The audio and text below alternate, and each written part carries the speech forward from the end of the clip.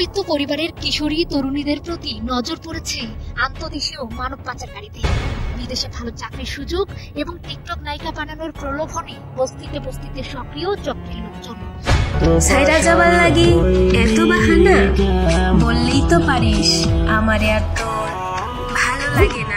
তারকা খ্যাতির মোহের সঙ্গে উপার্জনের আশায় অজান্তেই ফাঁদে আটকা পড়ছে অনেক মেয়ে। ও একসাথে প্রেম করতে হবে, তাহলে আমরা একসাথে প্রেম করবো। এই আসো আমরা তিনজন একসাথে প্রেম করি। কিছুদিন আগে ভারতে টিকটকার তরুণীর গলাকাটা লাশ উদ্ধার করা হয়। তারকা হওয়ার মোহে পড়ে এক সন্তানের জননী ভারতে পাড়ি দিয়েছিলেন।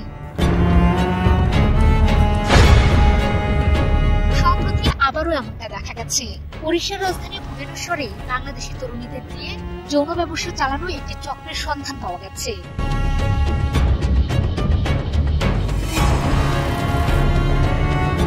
তদন্তে জানা গেছে অন্তত 23 তরুণী বাধ্য হয়ে সেখানে কাজ করছেন।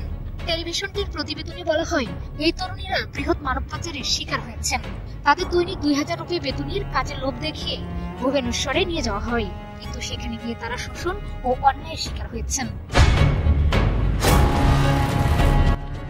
এই যৌন ব্যবসার সঙ্গে জড়িত থাকা দালালরা হোয়াটসঅ্যাপের মাধ্যমে খদ্দেরের সঙ্গে যোগাযোগ করেন। যখন কোনো খদ্দের আগ্রহ প্রকাশ করেন, তখন তাদের বাংলাদেশি তরুণদের ছবি পাঠানো হয়। সেখান থেকে যে কোনো একজনকে বেছে নেয় তারা। এরপর আগে অর্থ পরিশোধ করতে হয়। সবশেষ ওই খদ্দেরকে হোটেলের ঠিকানা দেওয়া হয়, যেখানে নির্দিষ্ট তরুণী অপেক্ষা করেন। ধারণা করা হচ্ছে প্রতারণার শিকার এই তরুণদের কয়েক বছর ধরে আটকে রেখেছে চক্রটি।